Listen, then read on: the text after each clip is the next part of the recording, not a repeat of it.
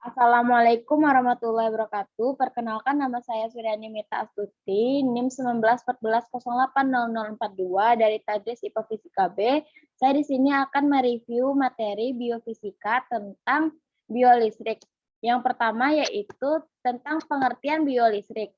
Biolistrik adalah daya listrik hidup yang terdiri dari pancaran elektron-elektron yang keluar dari setiap titik tubuh atau titik energi dan muncul akibat adanya rangsangan penginderaan.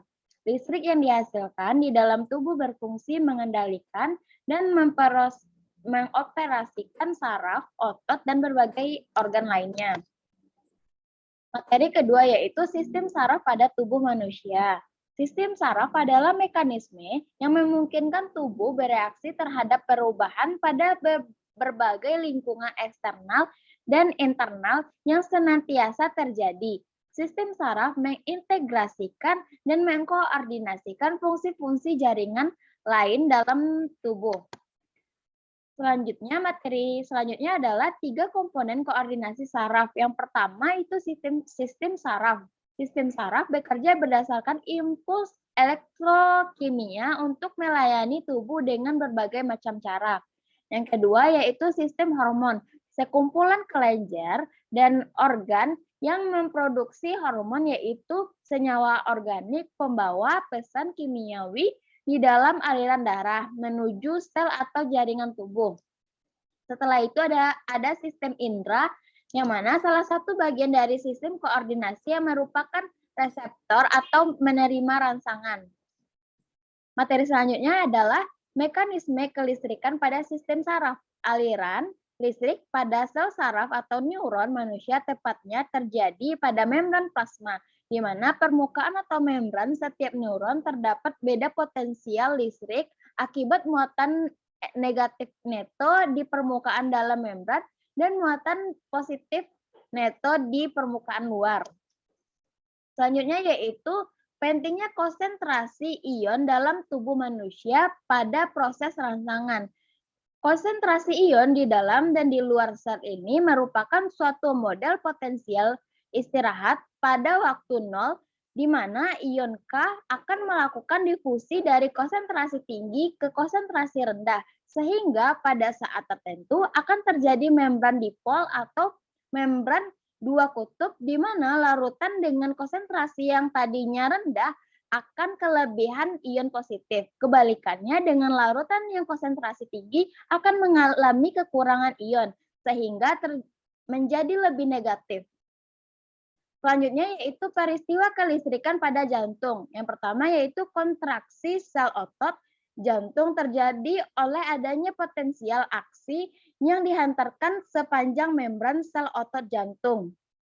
Setelah itu jantung akan kontraksi secara ritme akibat adanya impuls listrik yang dibangkitkan oleh jantung itu sendiri yang disebut dengan autorhythmicity. Setelah itu, materi selanjutnya adalah perbedaan sistem kerja EEG, EKG, dan EMG dalam pemeriksaan kesehatan. Yang pertama yaitu EEG, di mana bekerja dengan menangkap aktivitas listrik pada permukaan kulit kepala. Sinyal hasil perekaman dari perangkat EEG disebut sebagai sinyal, dan ada pun yang lainnya yaitu EKG, di mana pencatatan potensial bioelektrik yang dihasilkan jantung. Sinyal listrik jantung dalam bentuk grafik ditampilkan melalui monitor atau dicetak pada kertas. Selanjutnya yaitu EMG, proses merekam aktivitas elektrik dari otot. Sinyal EMG mempunyai range frekuensi pada energi dominan antara 20 sampai 500 Hz dengan amplitudo antara 0 sampai 10 mV. Selanjutnya yaitu materi selanjutnya adalah konsep magnetoreseptor dan elektroreseptor pada makhluk hidup. Magnetoreseptor adalah suatu rangsangan yang memanfaatkan medan magnet dalam aktivitasnya. Beberapa jenis hewan memiliki kemampuan untuk meorientasi terhadap medan magnet bumi, sedangkan elektroreseptor merupakan pengembangan dan modifikasi dari gurat sisi atau lateral line pemberian listrik yang rendah di sekitarnya dapat menimbulkan respon yang luar biasa pada elektroreseptor tersebut. Selanjutnya adalah proses kelistrikan pada belut listrik.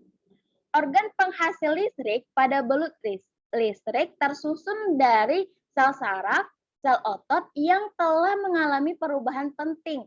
Bentuk organ listrik seperti piringan kecil yang memproduksi lendir atau elektrosit tersusun dan menyatu menghadap arah yang sama yang memuat 150 atau 200 piringan setiap susunannya. Setelah itu, materi selanjutnya adalah akibat shock listrik atau disambar petir pada tubuh makhluk hidup.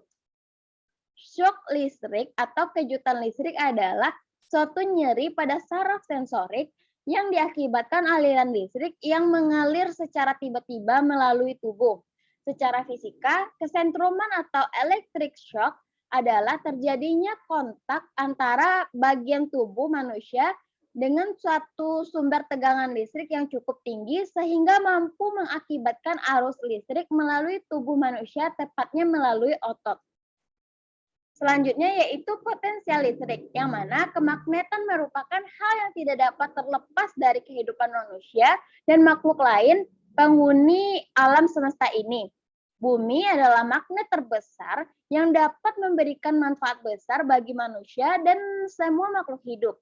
Magnet bumi memungkinkan manusia untuk menggunakan kompas sebagai petunjuk arah. Banyak hewan juga memanfaatkan gaya magnet bumi sebagai petunjuk arah dalam melakukan migrasi. Materi terakhir yaitu pengaruh kemagnetan pada migrasi beberapa hewan. Pada ilmuwan mengatakan banyaknya makhluk hidup dapat merasakan kekuatan magnet bumi untuk membantu navigasi mereka ketika melakukan migrasi. Hewan dalam melakukan migrasi umumnya menggunakan rute yang sama dari tahun ke tahun dan dari generasi ke generasi. Hewan mampu mendeteksi medan magnet bumi karena di dalam tubuh hewan terdapat magnet. Adapun hewan-hewan yang mengalami migrasi, contohnya seperti burung, ikan yang di laut, dan lain-lainnya. Itulah presentasi dari saya. Mohon maaf jika ada kesalahan. Sekian, terima kasih. Assalamualaikum warahmatullahi wabarakatuh.